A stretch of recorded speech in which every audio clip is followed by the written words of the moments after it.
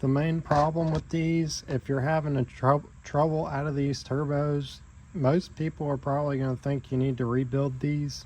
You really don't need to do that unless it's leaking oil or you have a lot of excess play here.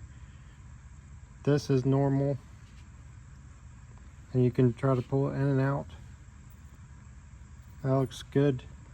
I already rebuilt these. We put new kits in these. This is the issue right here. This thing, what happens is behind this, all that rust, this thing seizes up, and what this part is, what it does, it's got a little, like almost like a cam thing in there, and it opens up this port to this turbo and closes it off. Is that, oh, look, that little piece in there is? Yeah, I don't know what that part is. Just keeps it in place.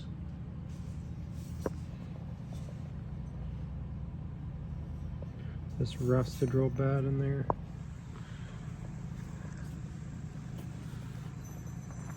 Yeah, clean all that up and make it work right again.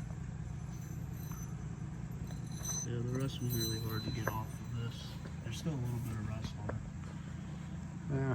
Well, I wouldn't say it necessarily closes it all the way, but it regulates how much flow is coming through this turbo. When that closes all the way or is stuck in the closed position, it's likely to have poor performance because it's either going to be poor at low RPM or high RPM depending on where it's stuck.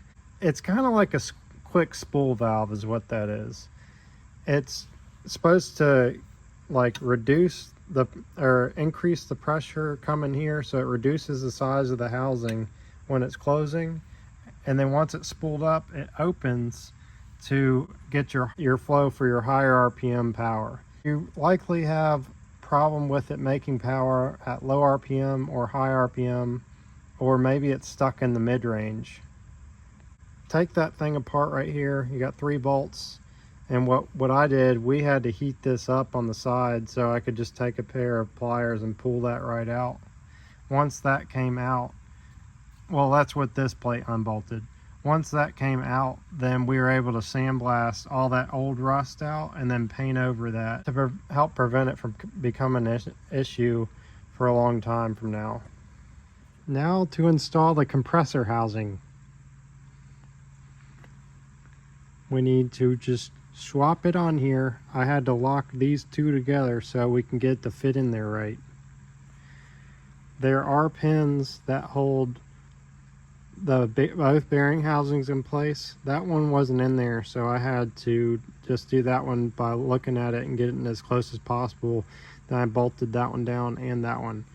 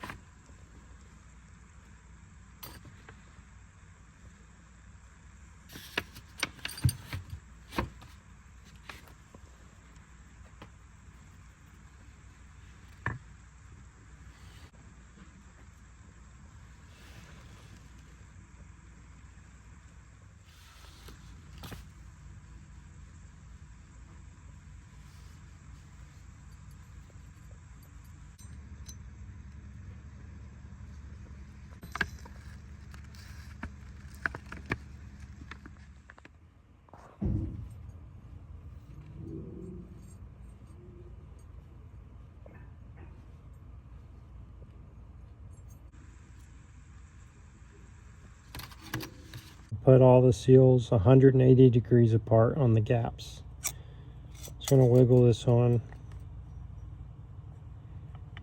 Just don't force it.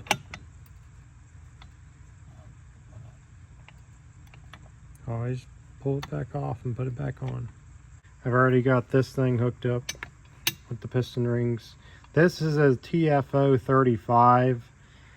I do have a rebuild kit for that, so I will link that in the description box.